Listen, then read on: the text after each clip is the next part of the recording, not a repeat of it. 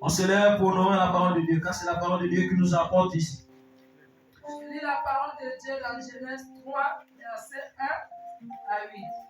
Le serpent étant plus rusé de tous les animaux des champs que l'Éternel Dieu avait fait, il dit à la femme, Dieu a-t-il réellement dit, vous ne mangerez pas de tous les arbres du jardin? La femme répondit au serpent, nous mangeons du fruit des arbres du jardin. Mais quant au fruit de l'arbre qui est au milieu du jardin, Dieu a dit, vous n'en mangerez point, et vous n'y toucherez point, de peur que vous ne mouriez. Alors le serpent dit à la femme, vous ne mourrez point, mais Dieu sait que le jour où vous en mangerez, vos yeux s'ouvriront, et que vous serez comme des dieux, connaissant le bien et le mal.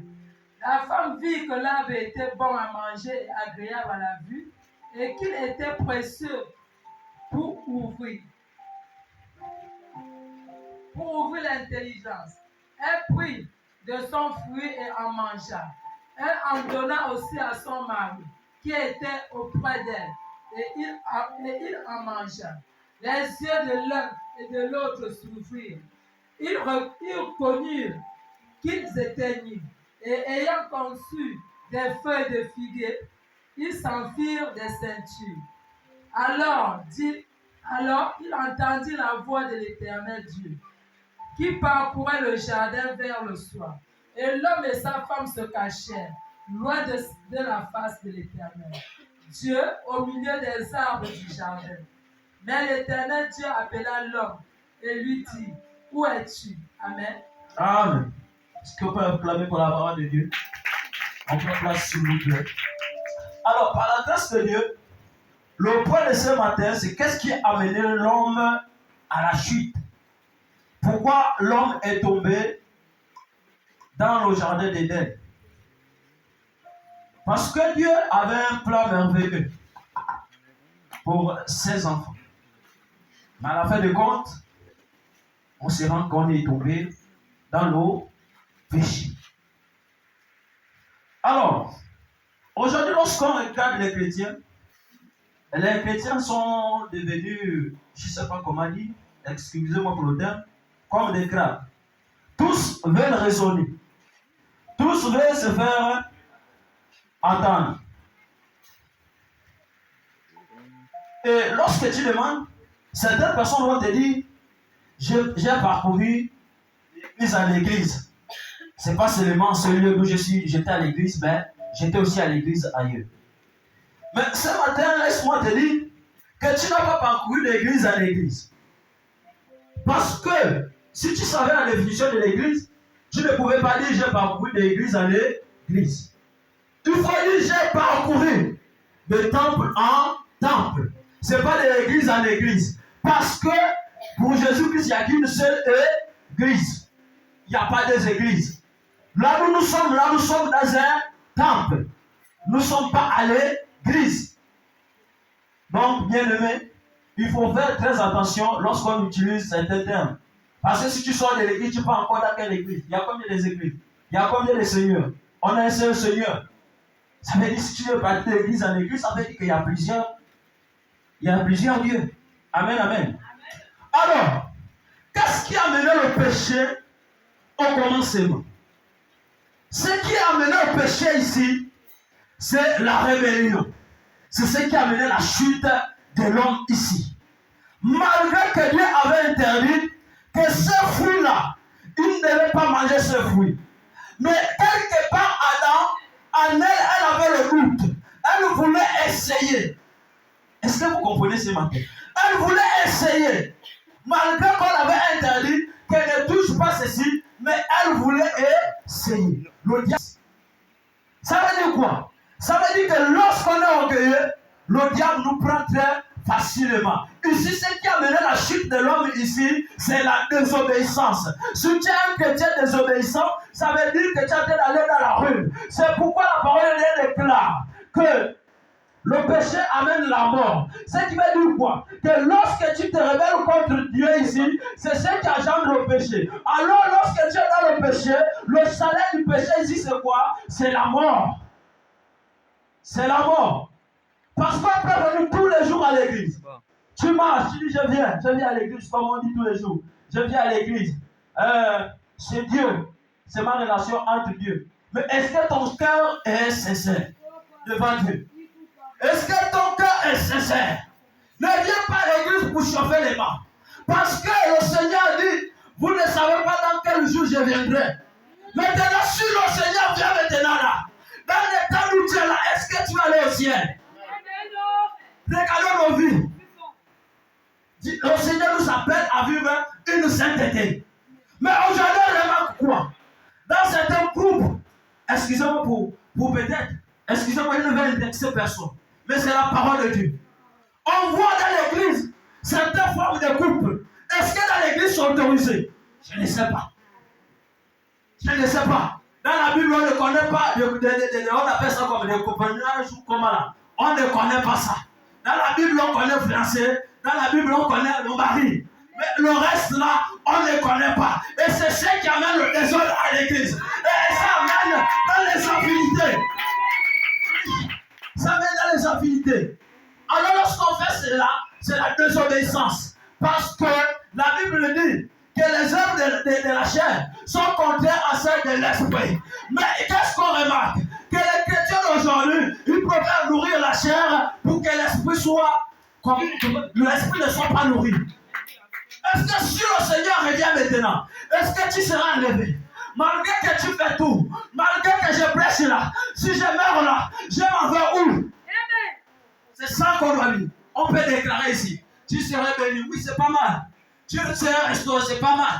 Mais quelle est la personne qui t'a dit que tu serais béni? La personne qui t'a dit que tu serais béni, tu dis Amen. Mais si tu mets plus son onction, ça ne peut pas se matérialiser. Jamais du tout. Il n'y a que l'onction qu'on prend avec grandeur qui peut engendrer de vie dans ta vie. Sinon, tu vas dire Amen, ça ne doit rien. Donc, éloignez-vous du péché. La fornication dans l'église, c'est pas bon. Les critiques dans l'église, c'est pas bon. Les pamphlets dans l'église, c'est pas bon. La Bible dit, si tu détruis l'autre, les autres vont aussi te détruire. Lorsque tu critiques quelqu'un, il faut savoir comment aussi te critiquer. Mais aujourd'hui, qu'est-ce qu'on regarde? Les chrétiens sont devenus orgueilleux. On sort même certains temps. Nous sommes des hommes, nous sommes des femmes. C'est pas parce que quelqu'un t'a insulté que tu dois peut-être être femme ou homme. Non. Il faut être grand en esprit. C'est pourquoi il faut avoir le discernement.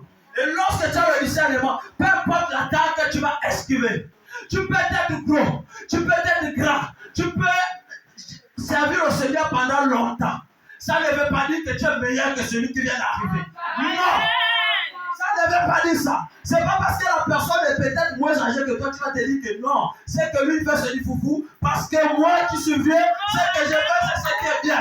Parfois, le Seigneur ne met pas en toi. Le Seigneur ne regarde pas ta vieillesse. Ça dépend du dépôt de tout et chacun. Amen, amen. On doit s'éloigner du péché. Parce que si tu meurs aujourd'hui, dans le temps du péché, Dieu va t'oublier. Dieu va t'oublier. Même avant de dire, j'ai donné les offrandes à l'église. Il va dire, je ne t'ai pas demandé de péché. La parole est déclare quoi? Que tous vont dire Seigneur, Seigneur. Mais il va dire que c'est pas moi qui vous ai envoyé. Pourquoi tu viens à l'église? Quelle est ta mission à l'église? Est-ce qu'on vient à l'église après pour... je ne sais même parler en fait. Je ne pense pas. On vient à l'église, c'est pour être sauvé. Donc c'est pourquoi le péché doit être banni de nos vies. Et le péché ne peut pas être banni lorsqu'on caresse. Lorsqu'on voit des choses, on est là, on ne parle pas. Mais il y a certaines choses qu'il faut parler. Je vais m'adresser spécialement aux jeunes d'abord. Lorsque vous dites le mariage, Papa qui sent toujours la petite dit ici, le mariage n'est pas pour les garçons ou encore pour les filles. Toi tu es une fille, tu cherches le mariage. Tu ne connais même pas dresser une table. Qu'est-ce que tu vas aller faire au mariage? Qu'est-ce que tu vas aller faire au mariage? Toi, tu es jeune, malgré que tu viens à l'église. Il faut accepter le brisement. Parce que si tu n'acceptes pas le brisement, tu n'as pas encore compris que l'Éternel est là. Il faut accepter le brisement. Parce que beaucoup viennent ici. C'est à cause de prophéties. C'est à cause de prophéties. Plusieurs personnes viennent à cause de prophéties. Et qu'est-ce qu'on regarde? On regarde que tout le monde va devenir prophète. Mais en attendant, c'est pas le nom de tout le monde. Qu'est-ce que Dieu a mis en toi? C'est pas parce que tu as vu une chose, ça s'est réalisé, que tu vas te dire que tous les jours. Parce que lorsque le Seigneur parle, il va encore te révéler la même chose plusieurs fois. C'est pas une seule fois. Parce que le diable ici connaît la parole. Qu'est-ce qui s'est passé dans le jardin ici?